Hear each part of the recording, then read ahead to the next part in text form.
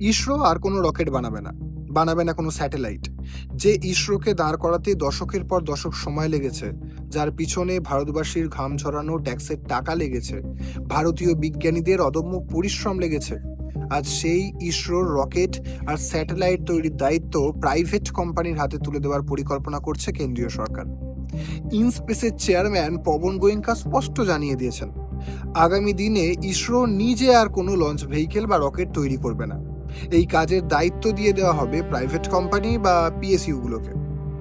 কেন্দ্রীয় সরকার অবশ্য এই মাস্টার স্ট্রোককে বেসরকারীকরণ বলতে রাজি নয়। তারা এর গালভরা নাম দিয়েছে প্রাইভেট পার্টিসিপেশন।